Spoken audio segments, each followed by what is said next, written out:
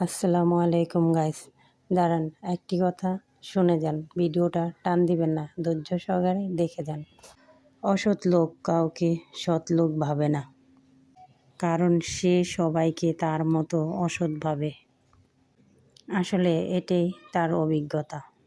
অসৎ লোক কখনো সৎ লোকের মর্মতা বোঝে না।